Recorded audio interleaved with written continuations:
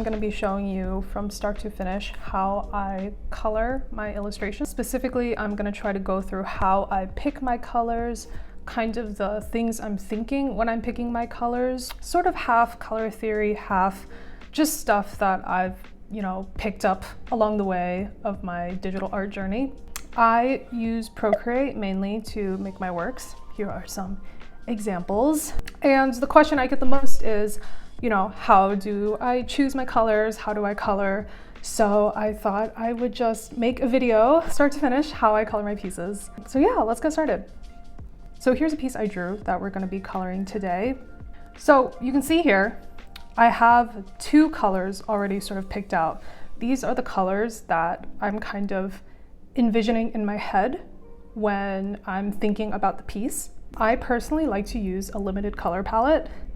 This is because my main inspirations for my colors are things like posters, very graphic work. I love looking at like risograph prints in particular. So I always usually just start with 2 or 3 colors. Honestly, most of the time I only use 2 colors. Obviously the end piece is gonna have more colors than 2, but my initial inspiration is always 2 colors, and I'm gonna show you how I kind of expand upon that. In this case, I sort of have like this teal and this pink. There's a lot of theory on how you can choose your 2 colors. You can choose like a warm color and a cool color, bright color, muted color. If you are looking for inspiration on colors, I would highly, and this is a life hack, I would highly recommend you go Google a risograph palette. I have one already saved in my Procreate palettes. Any of these colors look good together. That's kind of like the nature of risograph ink. Any of the colors look good together. So you can literally just pick any of these 2. Once again, I would highly encourage you to pick one like brighter color and one darker color, but you don't have to if you don't want to. These are the 2 colors I'm thinking. One of my colors is gonna be background. Sorry, excuse the handwriting. And one of my colors is gonna be stuff. I will explain a little bit later why I do that. There's like sort of a reason. That background. And I'm gonna go ahead and start filling in a base layer for my stuff.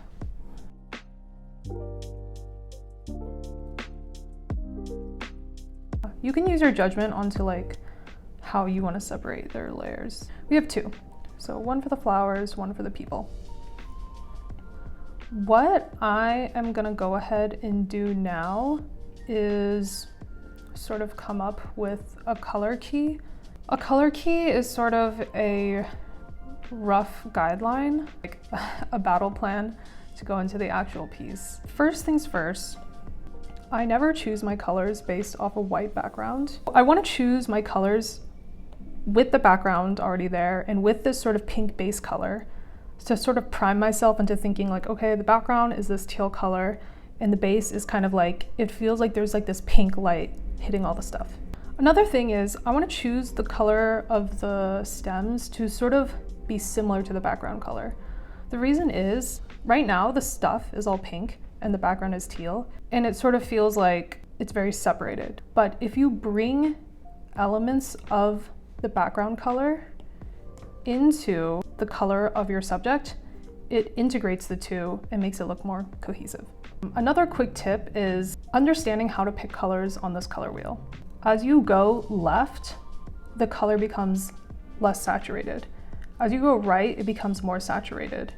Down becomes darker, as in you have more addition of black, and up becomes lighter, as in you have more addition of white.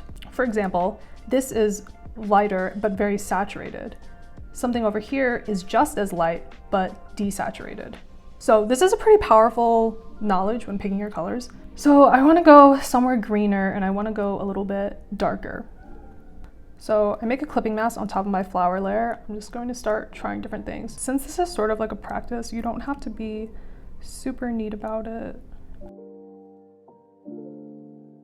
Since our 2 main colors are very saturated, I am going to make the rest of the colors I pick a bit less saturated, I think. So less saturated, we go left on our color wheel. And I also want to make it a little bit darker. Okay, yeah, I think I like that a little bit more. And for all of the greenery.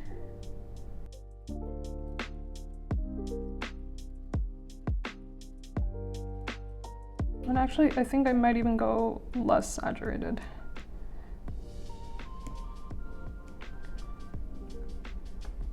So you can see our original color here is somewhere between red and purple. I want our skin color to be somewhere a little bit between red and orange. It's also good to keep open your reference, your little reference window. It's good to look at your art from afar. So funny, when I first downloaded Procreate, I was like, why does the reference window show your own painting? That's so stupid. But now I use this like all the time. I want the hair to be maybe like an orangey tone, but once again, like I'm not straying too far from the color of the skin. If I choose a crazy different color for the hair, you can see it sort of like stands out too much, like it draws too much attention. Wait, I'm gonna go a little bit more orange, a little bit darker. See? So these two colors are actually very close to each other, but different enough that you can tell it's like a different part. It's not just her skin. Skin color of our guy, I'm gonna make very similar, but I don't want them to have the exact same skin color, so I might go a little darker for the guy. So I have a little bit of advice on how to choose the color white. Most likely in your illustration piece, you'll have some elements that are white. I would not choose like complete white. It's not terrible, but it's a bit jarring. Choose a very light, desaturated version of your background color. So for example, this, which is, as I've showed you before, literally the same shade as our background, just very desaturated, very light. And you can see that instantly to me like looks so much better. And also just feels like a lot more colorful because the white has like hints of that teal in it. I don't know, I think it looks really nice. As you add colors to your piece, I sort of just tend to reuse them. So usually the places where it's like a bit more colorful is like knees, hands, but I don't have hands, elbows, cheeks. I'm gonna choose a background color, but go a bit darker, I think, for his little jumper.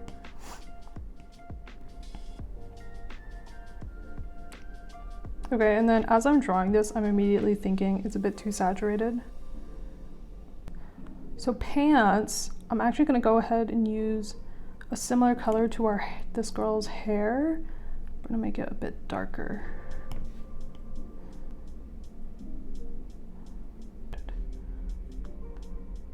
All right, I'm constantly zooming out because when you're up close, you can't see like the overall effect of your piece. So I'm always kind of trying to look from a distance.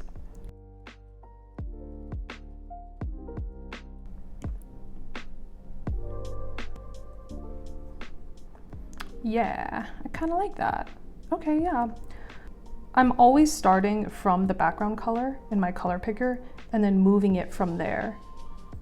And so by doing this, I kind of ensure that like the colors stay kind of cohesive. This color and this color are like in very similar places on the color wheel. They look quite different. Okay, let's do this glass bottle. So for this, I'm actually gonna pull up my reference photo.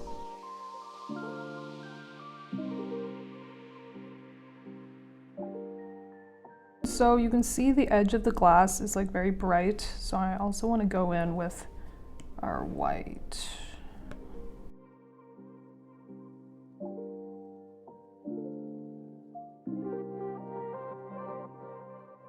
So it's starting to like kind of look like glass, but I actually think I want this inner part to be a bit darker.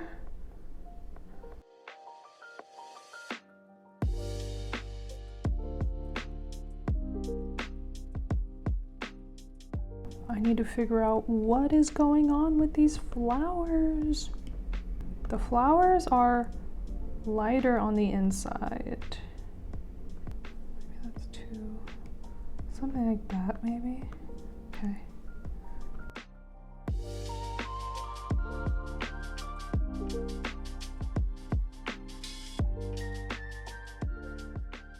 A bit wider.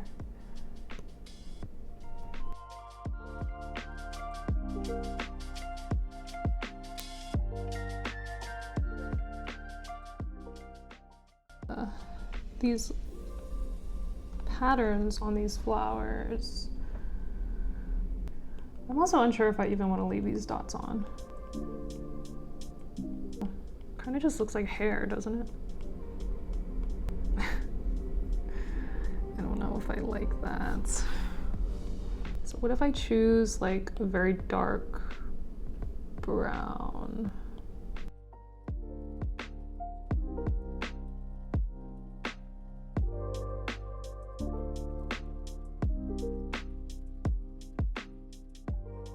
Okay, I'm gonna leave it as a maybe. At this point, we have our flat colors kind of done. And now what I wanna do is kind of go in and add a sense of depth. Using a new layer, shocker, and I set it to overlay. And then I will choose a really dark color. Once again, I'm choosing the background color and just a very dark, very saturated version of that. So you see I'm all the way on this other side of the color wheel. I will just go over the places that are darker. So for example, this is like in the background, and I will lower the opacity.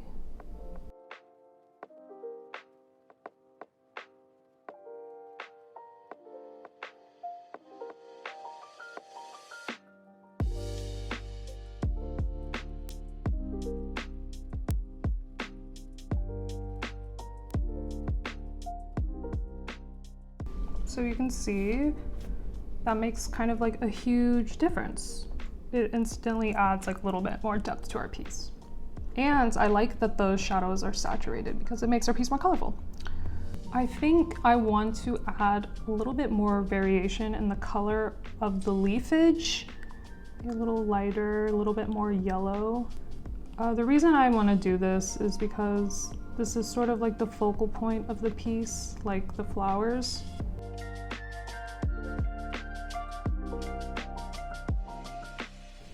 Make this a bit more muted. A lot of this is just trying things out. So this part is a bit darker in the background. This guy's leg.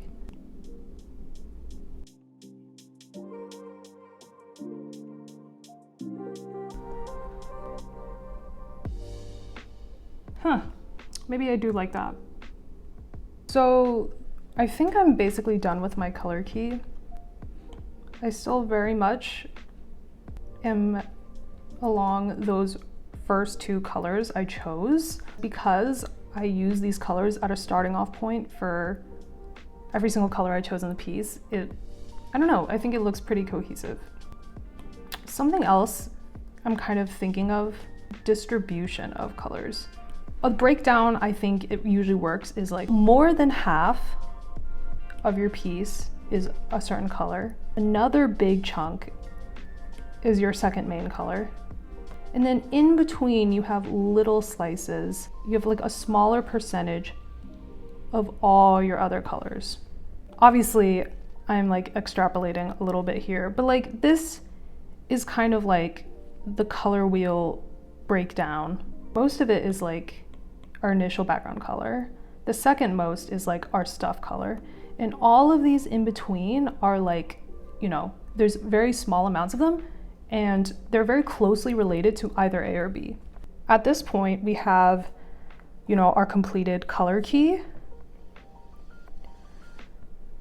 And what I would do is I would export this and I would essentially go back and do everything I just did, but a lot neater. I don't have to spend time kind of deciding like, oh, what color should go here, because I already know what color should go there. I just go back and check my color key. Hopefully that gives you a better idea of how I choose my colors, my coloring process. Essentially everything from here, I'm just following the key. So once I finish this piece, I will show you guys the difference. It's usually a very, very small difference. Key takeaways are I start with a limited palette, keeping in mind the ratios of the colors you want. And always kind of starting your color selection choice from one of your main colors. Using overlay layer for shadows, add layers for highlights. Very frequently referencing your reference tab, taking a step back, looking at the overall image of your art. We can go to another finished piece. So this is a piece I finished last week, and we can bring up the color key. Awesome. So you see, this is the finished piece. This is the color key over there. You can see they're literally like basically the same. Like obviously the color key is a lot more messy, but it's the same colors. It's literally the same, just cleaned up. So that's about it. I'm gonna go ahead and finish coloring this piece. Hello, it's been a few days. Since then, New York has had some of the worst air quality in the world, thanks to the Canada forest fires. So very good time to stay inside, very good time to draw. I did have a chance to finish up the illustration, so I just wanted to show you guys how the final ended up. Also have our color key pulled up in the corner here. So you can see there are some differences, a lot more detail in the flowers. I ended up bringing in this like neon-y pink into more of the details of the flowers. But yeah, a lot of it, looks pretty similar to our color key. I just wanted to also mention something I like to do after I'm finished with my coloring is a little bit of photo editing. So I'm just gonna go ahead and create a new layer. And I go up to my wrench tool, and then I'm going to select add, copy canvas, 3-finger swipe down, paste. Paste a copy of my painting exactly. Then what I'm gonna do, I'm gonna go into my adjustments tab and click curves. I don't exactly know what this does. I don't know, I could probably look it up, but I don't exactly know the meaning of this.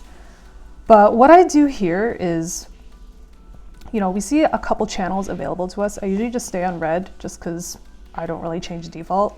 If we drag this curve around, changes the color of our piece. What I sometimes do to make my colors pop just a tiny bit more is I will try to make a little S shape inside this curves panel. I try to keep it a bit subtle because you can really kind of like, go kind of crazy with this and kind of over filter it. Kind of like those bad Instagram photos. Like you don't want to go too crazy. You can see here, if we go into that curves layer, it kind of amps everything up a little bit. And what I usually do is I'll lower the opacity of this. I don't know, just so that it just adds like that little bit extra layer of oomph to your piece. So that's like a finishing step I do. And then I also usually slap like a noise layer over it. You see the noise gives us all those good little rough textures. So yeah, this is the finished piece. So this was start to end how I color my illustrations, how I pick my colors. As you can see, it's a lot of, trying things out, experimentation, but as you do it more, you get better, you will develop your intuition, and it will take you less tries to sort of get it right. I am still figuring out what kind of content I want to put on this channel. Let me know if you have any questions. Let me know if there's any content you're interested in seeing. And yeah, thank you for watching. Bye.